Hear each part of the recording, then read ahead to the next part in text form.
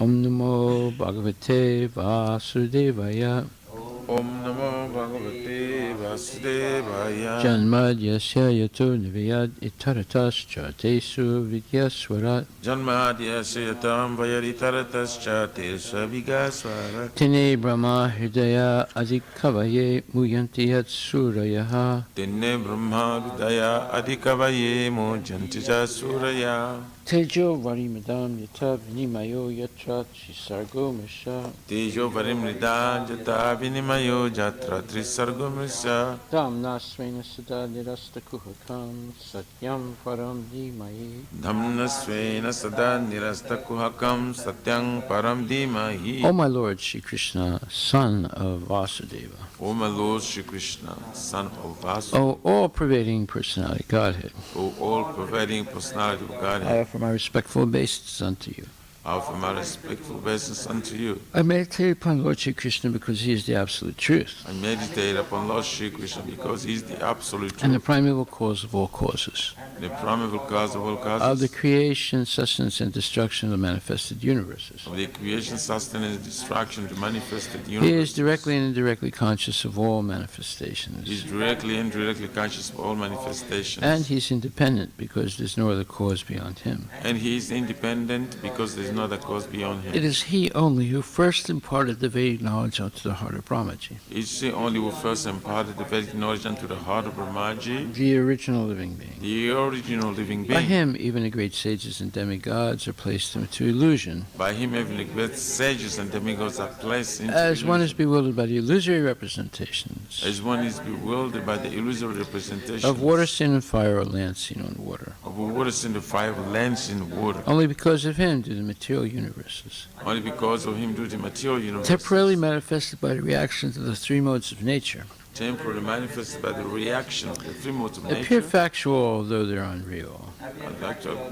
I therefore meditate upon him, Lord Shri Krishna, I therefore meditate upon him, Lord Shri Krishna, who is eternally existent in the transcendental abode, who is eternally existent in the transcendental which is abode, forever free from the illusory representations of the which is material world. forever free from the illusory representation of material I world. meditate upon him, for he is the absolute truth. I meditate upon him, for he is the absolute truth. Dharma projita kaitruvocha Dharma Pujita Kaitagutra, nimatsaranam satam Paramo Nirmasharanam Satam, vedyam vastavam atra vastu Vidyam Vastavam Astravastu, shivadam tapatrayon mulanam Shivadam Tapu Trayom Srimad Bhagavate Mahamuni Krite Srimad Bhagavate Mahamunikiti, kim va parir ishvaraha Kimba Paririshvara, sadyo hridi avuruditetra Sadirudya Varidya Titra, priti bihi sususubhistakshanat, Pitubi Sushushvitatyana, completely rejecting all religious activities which are materially motivated. completely rejecting all religious activities and material This motivated. Bhagavata Purana propounds the highest truth, This Bhagavad Puran propounds the high truth, which is understandable by those devotees who are fully pure in heart. which is understandable by those who watch that in heart.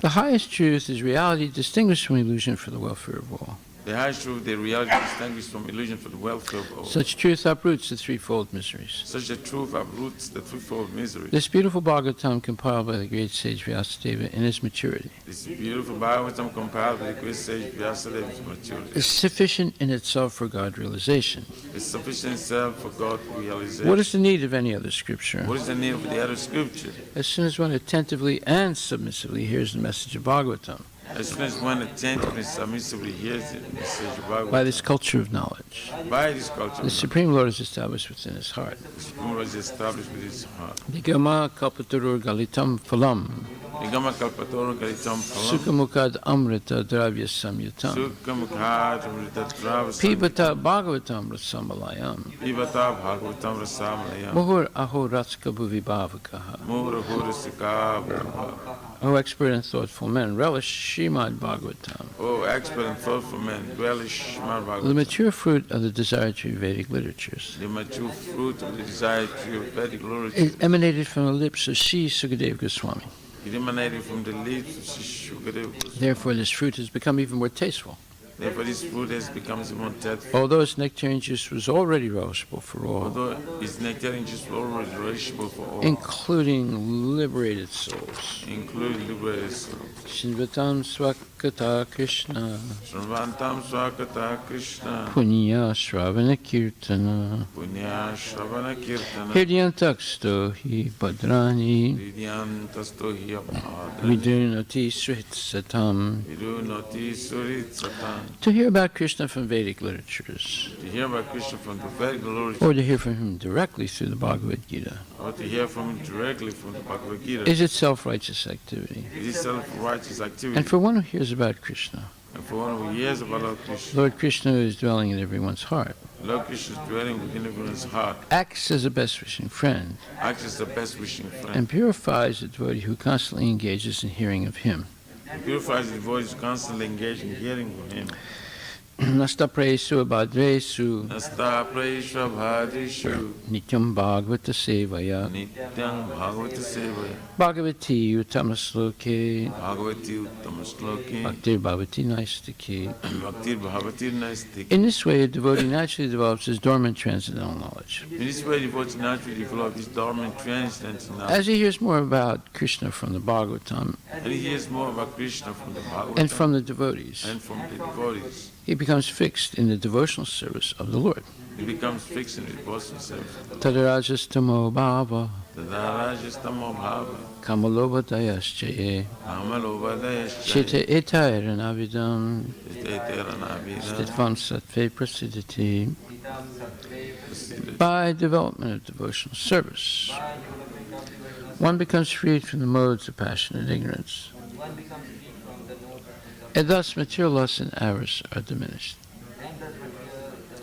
Evam prasana manaso Bhagavad Bhakti Yogataha Bhagavad Bhakti Yoga Bhagavad Tattva Vijnanam Bhagavad Tattva Vijnana Mukta Sangasya Jayate. Mukta Sangasya Jayate. When these impurities are wiped away, Once the impurities are wiped away, the candidate remains steady in his position of pure goodness, the candidate remains steady in his position of pure becomes goodness, enlivened by devotional service, becomes enlivened by devotional and understands the science of God perfectly. and then understand the science of God perfectly. Vidyate Hridaya Grantis Vidhati Hridaya Granthi Chidyante Sarva Samsaya Vidyanti Sarva Samshaya Shyante Chasya Karmani Vidyanti Sarva Sakama. Drista Evatmanisware. Thus, Bhakti Yoga severs the hard knot of material friction This Bhakti Yoga service is a hard of material affection. and enables one to come at once to the stage of a samsayam samagram, For us to come at once to the stage of Samshana Samagrama, understanding of the supreme absolute truth, personality of Godhead. understanding the supreme absolute true personality of Godhead. Therefore, only by hearing from Krishna or from his devotee in Krishna consciousness Therefore, only by hearing from Krishna or from his devotees in Krishna consciousness can one understand the science of one understand the science of Krishna. can one understand the science of Krishna. Srimad Bhagavatam, Canto 2, Chapter 1, text number 38. Iyana sav ishvara vigrahasya yasani vesa katito mayate Yasa nivesha kadito mayate sandaryatesmin vapusistaviste Sandaryatesmin vapusista mana swabudya nayato sikinchit. Manahasvabudhya nayato stikinchit. Translation by Srila Prabhupada. I have thus explained to you the gross, material, gigantic conception of the personality of Godhead. One who seriously desires liberation concentrates his mind on this form of the Lord because there's nothing more than this in the material world. Purport by His Divine Grace A.C. Bhaktivedanta Swami Srila Prabhupada. In the Bhagavad Gita 9:10, the Supreme Personality of Godhead has verily explained that the material nature is only an order-carrying agent of His. She is one of the different potencies of the Lord, and she acts under His direction only. As the Supreme Transcendental Lord, He simply casts a glance over the material principle, and thus the agitation of matter begins, and the resultant actions are manifested one after another by 6 kinds of gradual differentiations. All material creation is moving in that way. And thus it appears and disappears in due course. Less intelligent persons with a poor fund of knowledge cannot accommodate the thought of this inconceivable potency of the Lord, Sri Krishna, by which he appears just like a human being, Bhagavad Gita 9:11.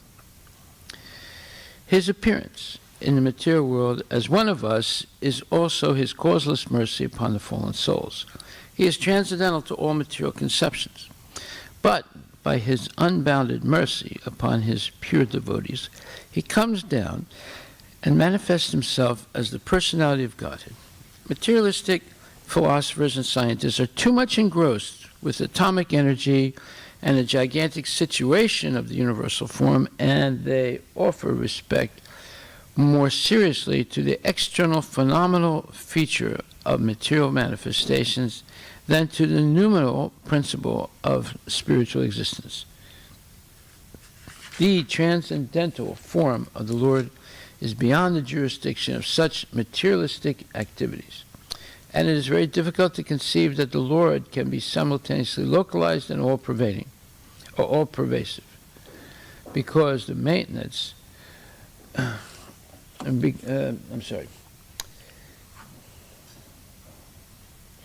because the materialistic philosophers and scientists think of everything in terms of their own experience. Because they are unable to accept the personal feature of the Supreme Lord, the Lord is kind enough to demonstrate the Virat feature of his transcendental form. And herein, Srila Sukadeva Goswami has vividly described this form of the Lord. He concludes that there is nothing beyond this gigantic feature of the Lord. None of the materialistic thoughtful men can go beyond this conception of the gigantic form. The minds of the materialistic men are flickering and constantly changing from one aspect to another. Therefore, one is advised to think of the Lord by thinking of any part of his gigantic body, and by one's intelligence only, one can think of him in any manifestation of the material world. The forest, the hill, the ocean, the mass, the animal, the demigod, the bird, the beast, or anything else. Each and every item of the material manifestation entails a part of the body of the gigantic form, and thus the flickering mind can be fixed in the Lord only and nothing else. This process of concentrating on the different bodily parts of the Lord will gradually diminish the demoniac challenge of godlessness and bring about gradual development of devotional service to the Lord. Everything being a part and parcel of the complete whole, everything being a part and parcel of the complete whole, the neophyte student will gradually realize the hymns of Ishopanishad, which state that the Supreme Lord is everywhere, and thus he will learn the art of not committing any offense to the body of the Lord. This sense of God-mindedness will diminish one's pride in challenging the existence of God. Thus, one can learn to show respect to everything, for all things are parts and parcels of the Supreme Body. Srila Prabhupada Ki Jai. So now we're seeing how Prabhupada is, in its purports, explaining how people can cooperate in all countries and all races and work for the general welfare of everyone by becoming Krishna conscious and remembering Krishna always and understanding that everything comes from Krishna, everything belongs to Krishna, and everything should be offered to Krishna.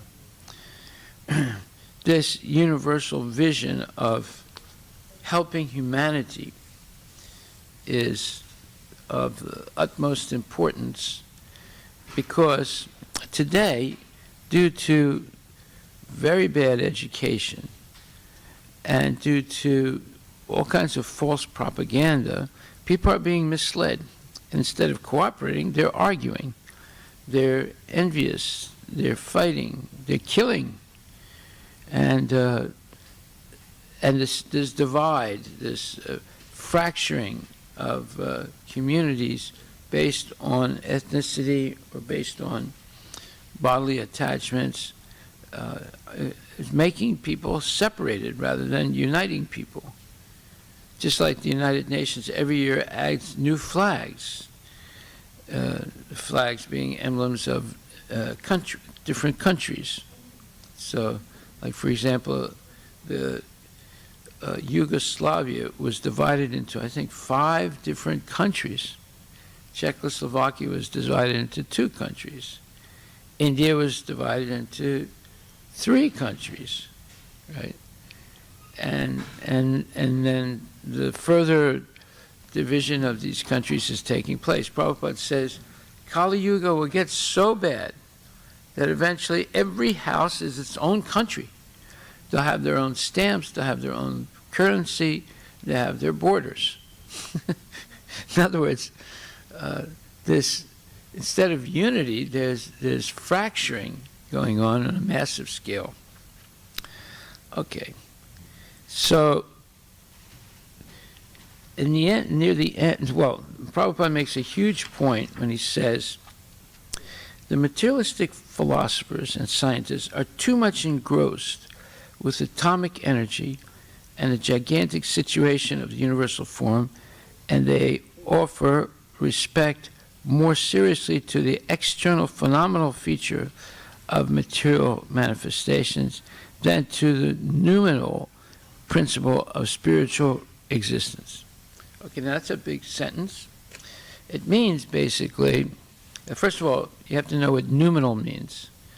N-O-U-M-E-N-A-L. Noumenal means something that exists independently. And usually it's something that you can't see, but yet it exists. So one example would be like electromagnetic energy. Another example would be the atom.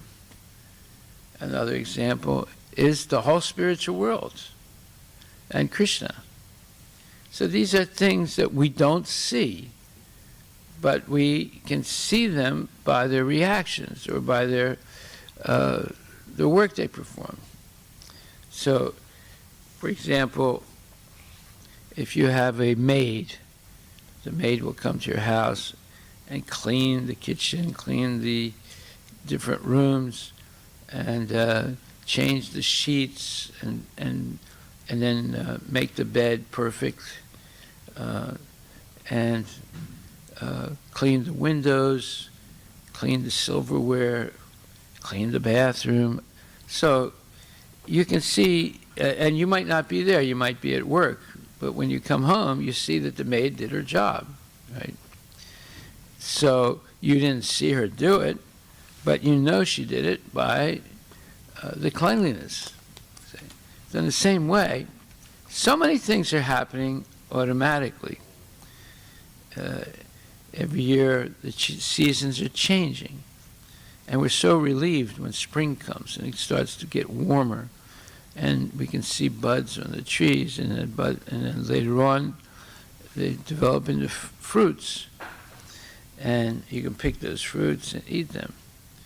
So over and over again, we see the renewal of nature. Just like over and over again, the maid comes, just like we have a maid that comes to the temple and cleans the bathrooms. So every week we see that by the end of the week, the bathroom's getting a little bit messy, but Monday comes, they're absolutely clean. So this proves that there's something that we don't see, but it's there. It is there. Just the renewal of spring every year, or the rising and the setting of the sun. All these things are happening automatically. We don't see how it's happening, but it's happening. And just like you see a child grow, it's a miracle. Or you see a child born, it's a miracle. See? And all these things are happening, and that means that there's someone controlling all of it. And it's happening, everything's happening in predictable ways. Just like astronomers can predict eclipses of the sun and the moon. And we keep time that's calibrated on the movement of the sun or the movement of the earth around the sun. And therefore we have to correct our watches once a year or once every 3 years based on the movement, the precise movement of these gigantic bodies like the earth and the sun. And so we see, well, we don't see how these things are happening, but they're happening. And that means they're noumenal. You can't see them, but yet they're there and they're functioning outside of our control.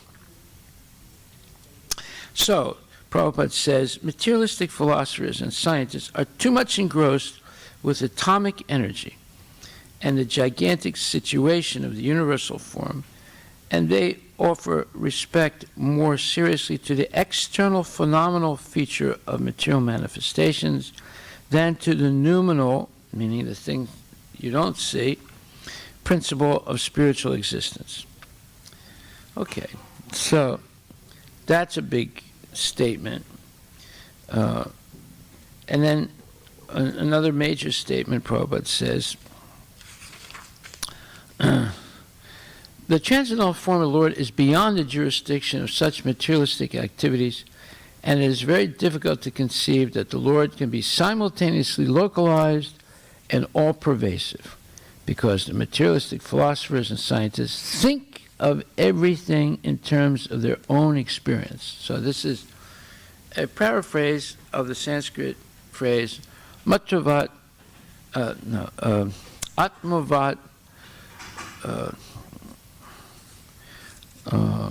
I'll say it in a second. So this paraphrase, Atmavat Manyate Jagat, what does that mean? It means exactly what Prabhupada says.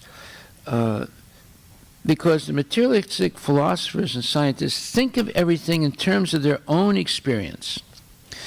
They think of everything, or they bring everything down to their level of experience. But obviously, that's a very limited level. So they try and put God, or they try and diminish God down to what they know, or in the limits of what they know.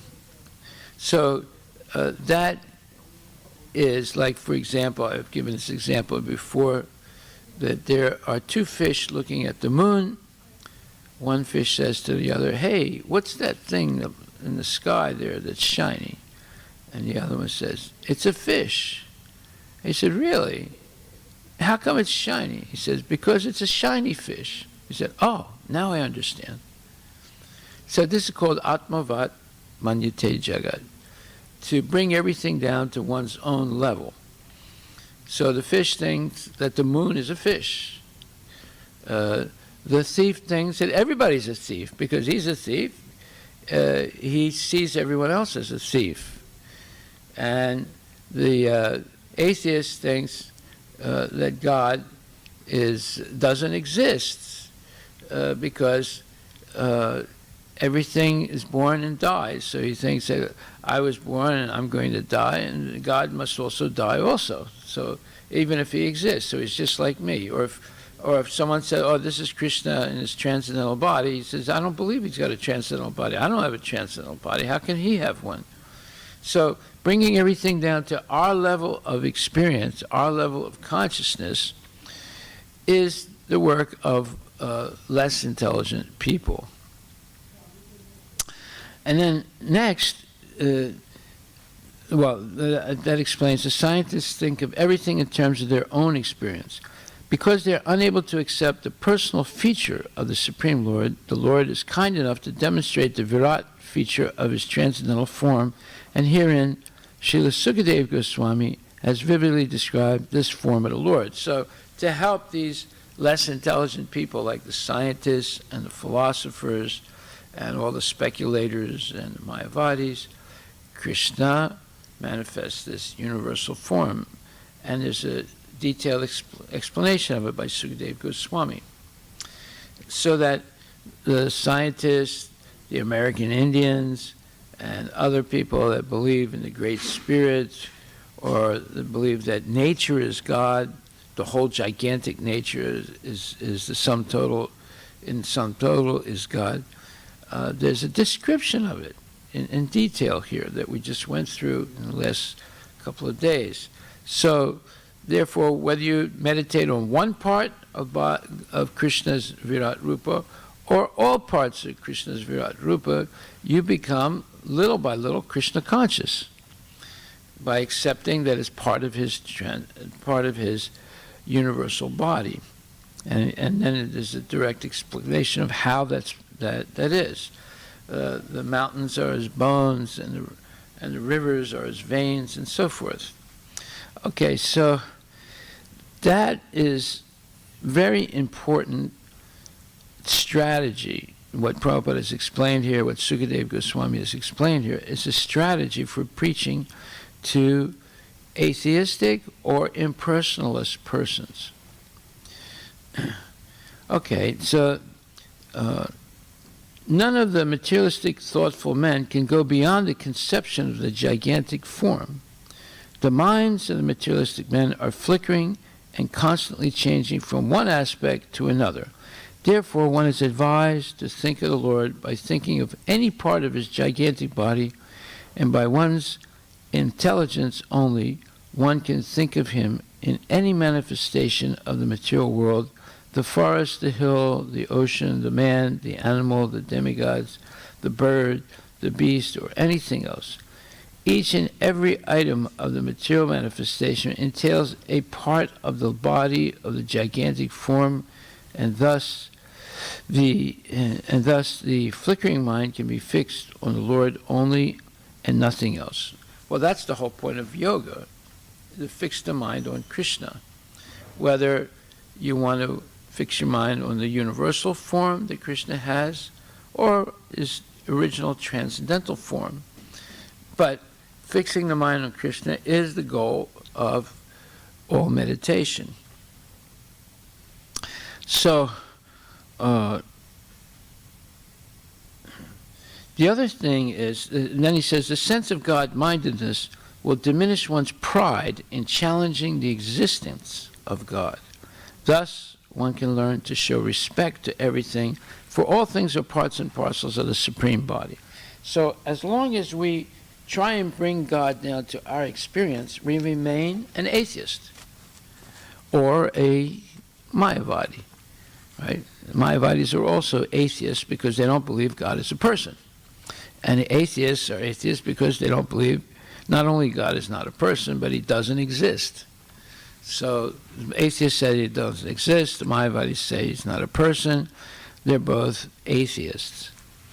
Okay, so then Prabhupada says something very interesting. He says, everything being a part and parcel of the complete whole, the neophyte student will gradually realize the hymns of Ishopanishad, which state that the Supreme Lord is everywhere, and thus he will learn the art of not committing any offense to the body of the Lord. Yeah. So when we realize that God is everywhere, that means there's nowhere we can hide. There's nowhere we can be private. And thus, we have to be vigilant to act in a proper way, because we can't get away with anything. God is present everywhere. He's witnessing everything we think, everything we desire, everything we do. So, therefore, the Ishopanishad explains that, where it says, Tad ejati, tan ejati, tad dure, tad vantike, tad antarasya sarvasya, satadu sarvasya bhayataha. It says, the Supreme Lord walks and does not walk. He is far away, but he is very near as well. He is within everything, and yet he is outside of everything. So this is what Prabhupada is referring to. And it's not only that verse, but there are other verses too, where it says, everything being a part and parcel of the complete whole, the neophyte student will gradually realize the hymns of Ishopanishad, which state that the Supreme Lord is everywhere, and thus he will learn the art of not committing any offense to the body of the Lord. Yeah, everything, the body of an insect, the body of a tree, the body of a mountain, all these things are sacred for a devotee and mundane for the non-devotee, because the non-devotee doesn't see their connection to God. They have material conception of life. Material conception means you don't see anything's relationship to Krishna. Spiritual conception of life is you see everything in relationship to Krishna. So in the purport to this verse, Mantra 5 of Ishopanishad, Prabhupada says, here is a description of some of the Supreme Lord's transcendental activities executed by his inconceivable potencies. The contradictions given here prove the inconceivable potencies of the Lord. He walks and he does not walk. Ordinarily, if someone can walk, it is illogical to say he cannot walk. But in reference to God, such a contradiction simply serves to indicate his inconceivable power. With our limited fund of knowledge, we cannot accommodate such contradictions, and therefore we conceive of the Lord in terms of our limited powers of understanding. Yes, that's exactly what it's talking about. Limited powers of understanding. For example, the impersonalist philosophers of the Mayavada school accept only the Lord's impersonal activities and reject his personal feature. But the members of the Bhagavata school, adopting the perfect conception of the Lord, accept his inconceivable potencies and thus understand that he is both personal and impersonal. The Bhagavatas know that without inconceivable potencies, there can be no meaning to the words Supreme Lord. So unless we accept that God or Krishna has inconceivable potencies, unimaginable in a sense, potencies, we remain an atheist. We will say, well, I don't have those. I don't have inconceivable potencies. So how can God have it? He's a human being just like me. You know, maybe he's a little more famous than me, but we're on the same level. That's the atheist and the Mayavadi also. They put God on the same level as themselves. And they cannot accept that God has, or Krishna has, inconceivable potencies, by which he can accommodate mutually contradictory practices of himself. Like, for example, he can be at the same time very far away and yet very near. He can be very big and he can be very, very small. He can accept your offerings, and he can also reject them if they're not offered correctly. So, in this way, God has inconceivable potencies that no one else can emulate. And we see it every day, but yet people deny it because out of envy and ignorance. Okay, so then there's another major point in this purport, and it's very, very important, and that is that what's implied here in these verses, and we've been reading them for days on end, is that a devotee is defined as para upakar, one who does true good things for others, or one who acts for the true welfare of others. This is the real definition of a devotee. There are other definitions, like, he follows regulative principles, or he or she wakes up every morning, comes to Mangal Arati. Yeah, those all descriptions of the devotee.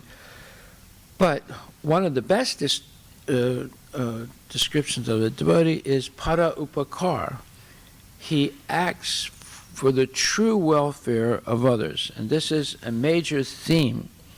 So when Krishna, why does the devotee act in the true welfare for others? Because Krishna acts like that.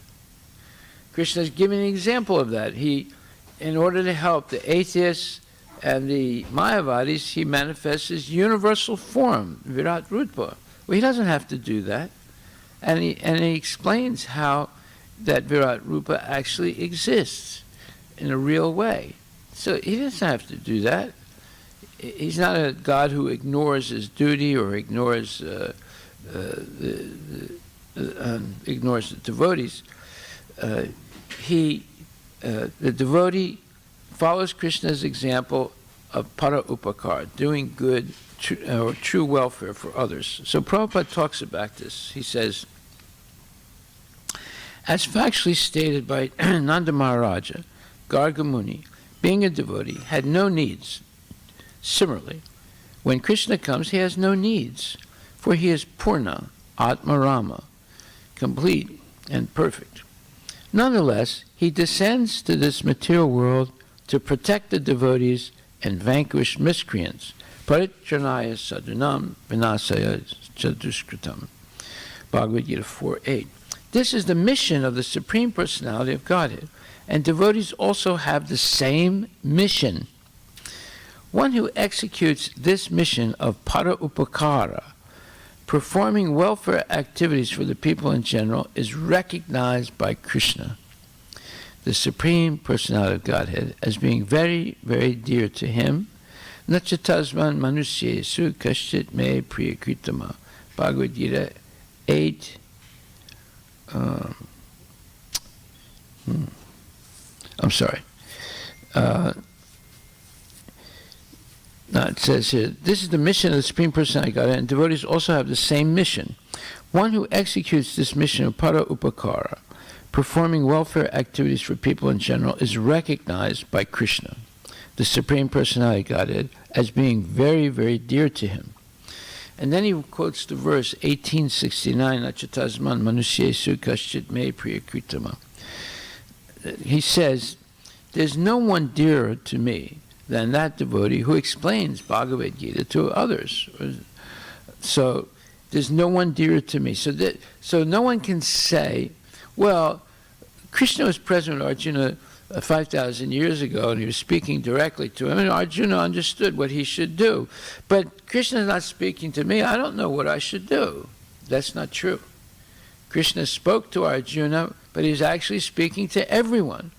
And he says that there's no one dearer to me than that person who explains Bhagavad Gita to devotees, or explains Bhagavad Gita to others. So now we know what Krishna wants us to do. He wants us to become guru. He wants us to preach the philosophy that he has given in Bhagavad Gita as it is to others. And he's saying there's no one dearer to me than that person. That's 18th chapter, 69th verse. Similarly, Chaitanya Mahaprabhu, who's Krishna himself also, has advised this para upakar. He has especially advised the inhabitants of India, Bharata Bhumite Haila Manusya Janmaya Janmasarta Karikara Para Upakar. He says, one who has taken his birth as a human being in the land of India, Bharatvarsha, should make his life successful and work for the benefit of all other people. Chaitanya Charitamrita 1:941. On the whole, the duty of a pure Vaishnava devotee is to act for the welfare of others. Para upakar. This is Srimad Bhagavatam, 10th canto, 8th chapter, 4th verse, in the purport. Then Prabhupada said on another occasion, he says, in a lecture on Bhagavad Gita 9.3 in Toronto, June 20th, 1976. So this Krishna consciousness movement is trying to enlighten people so that they can accept these principles of Bhagavad Gita. So Chaitanya Mahaprabhu's mission is para upakar, acting for the true welfare of others. And he advises everyone, especially Indians to become guru, he said, Amara Agyaya Guru Hana E Desh. He says, Amara Agyaya Guru Hana Tara E Desh. Chaitanya Charitamrita Madhya 7, 1.28. Every one of you, you become guru and try to deliver the persons where you are living. So how can I become guru? Yes, it is very easy. What is that? Yare Deka Tarekaha Krishna Upadesh. Chaitanya Charitamrita again 7.128. Then you become guru. You simply repeat what Krishna has said in the Bhagavad Gita. You become guru. To become guru is not difficult. But if you want to be a bluffer, cheater, then you can talk all nonsense. But if you actually talk only Krishna's words, then you become a guru. It is not very difficult. So this is the message of Krishna and Lord Chaitanya, who is Krishna himself, and of all the Vaishnava Acharyas, who simply repeat what Krishna has said. And if you want to join the group and be a true Vaishnava and a guru, you simply repeat what Krishna said in Bhagavad Gita, and you become a guru. It's not complicated. Okay, so this theme of para upakara, there are many, many quotes Prabhupada has given on this theme, and it's important that we understand what our purpose is in life. Our purpose is learn Bhagavad Gita and teach it to others with practical service, and and this comes under the heading of para upakara, acting for the true welfare of others, and not becoming a what you would call myopic speculator. That is a person who wants to bring God down on his level and think that God is an ordinary person just like himself. So that's based on envy and hatred even of God. So either you bring him down to your level, or you outright say there's no such thing as God. It's a fairy tale. And the world is just going on its own. It's going on by its own volition. Well, that's not true. The whole material energy is controlled by Krishna. Maya dakshena prakriti suyateja characharam hetunanina kontiya jagat viparivartate. This 9th chapter, 11th verse. Krishna says that this material nature is working under his direction. So that's why everything works. That's why everything's predictable. That's why everything is regulated in material nature. And every year there's repetition of winter and then spring and then summer and then fall. It continues like that in these cycles. And there are many cycles in nature. And each one of those cycles, like the carbon cycle, the nitrogen cycle, and the water cycle, and the wind cycle, there are many, many different cycles that are functioning in a perfect way and in a predictable way, because there's someone behind it. There's a supreme intelligence behind it. That's why everything is functioning systematically in the universe. Okay, so this purport today is very important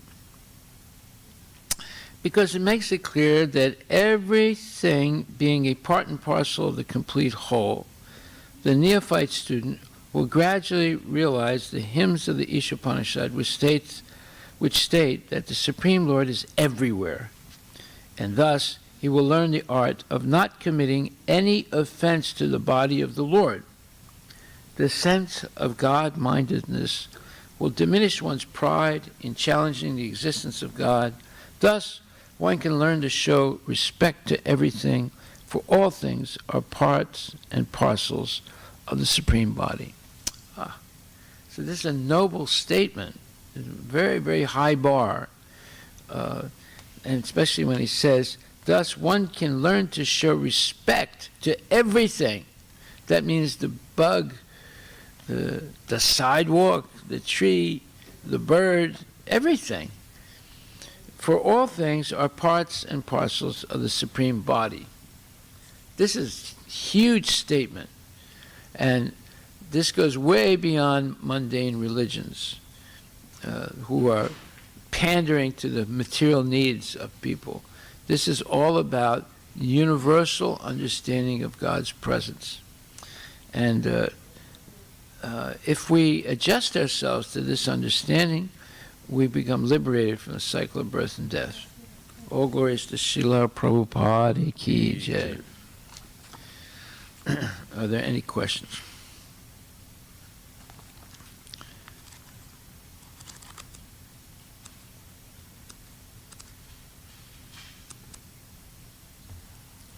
Okay, all glories to Srila Prabhupada and Dhananjaya. You can say class this morning at 9 o'clock. Yeah.